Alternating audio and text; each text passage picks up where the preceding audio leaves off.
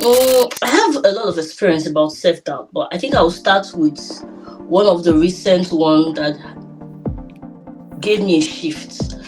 It's an experience in 2019. Well, prior to this, as earlier said, I was born with a disability, so I've always adapted to every season of my life according to the season and how I shape it with my disability.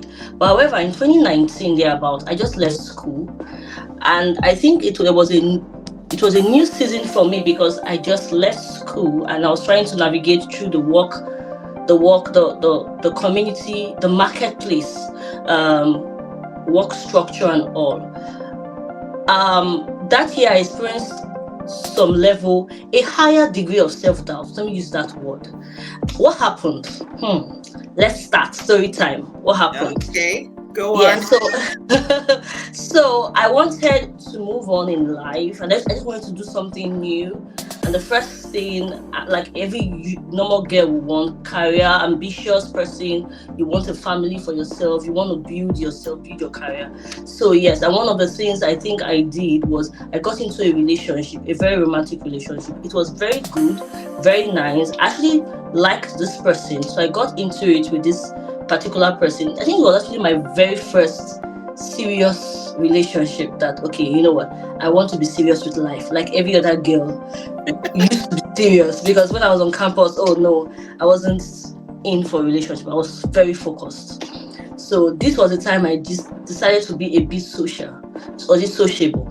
So I got in with someone, and we started talking, we started being serious. We're into a relationship for about 3 months, thereabout. It was close to Valentine. That was why it was even heartbreaking for me, because I was expecting Valentine is coming. I was expecting Where is something this? good. Yes, so 2 weeks to Valentine, that breakup happened. So and it wasn't comfortable. So but it wasn't even the breakup that was very disturbing. It was how it happened. So this brother called me and he told me, you know what, I've reviewed myself, reviewed my life, and I think we can't go on. Prior to that time, we were having very good time. There was nothing wrong. Everything was okay. Though it was a distant relationship, but we talk almost every day, if not every day. But for about 2 weeks, there was some communication gap before the breakup call.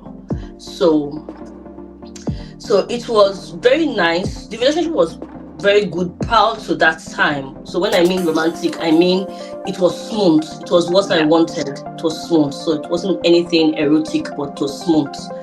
So it went with my values and many other things.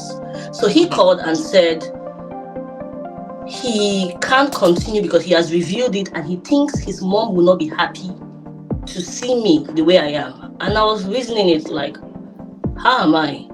In my thoughts. How am I? So, because past that time, we're planning on how to visit where we are coming from to see mommy and stuff like that. So he said he doesn't think his mom will be happy to see me the way I am, and he thinks I should move on.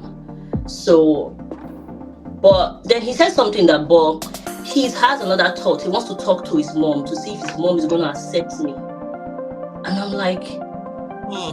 where is this standard coming from in my mind? Mhm. Is it standard based on character or based on appearance? So, but along the line, I just had to, after, because I was very confused and I was also in love. So I needed to balance both. When you are confused and you're in love, you don't know You're where in to. love. I need to It's a, balance it's both. a tough place Yes. to be. I need to balance so I don't lose because of, Focus and yeah, yes, so I don't or lose lose based yourself on what's as well. happening. I have Yeah. a long-term goal for this particular relationship. So I just told him, you know what, give me 3 days. So I need to take my time. So after 3 days, I spoke with a few friends, I spoke with a few mentors, and they gave me almost the same answer, almost the same response. Well, I didn't tell them I was getting into a relationship, but when it was happening, when the breakup was happening, I had to speak out and tell somebody that this is where I am right now. So I called him after 3 days and I told him, you know what, I am the one breaking up with you. I'm not doing anymore. And that was how I moved on. So it was very, I think the after effect of the breakup was where the challenge came from. Well, I didn't really break up the way I said it. I broke up in a very calm way. But I think I felt I was the one that broke up at the end. I said, no, don't tell mommy, don't tell anybody. Let's just part ways and move on with what mommy standard you have for yourself, and now move on with my life.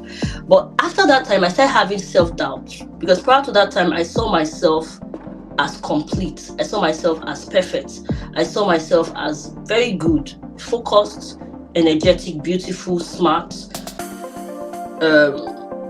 someone with high value system and everything, someone everybody should cherish if you are with me. I saw myself very balanced, but that shook the table of my mindset, and I started a journey of self-doubt, and I knew I needed to heal.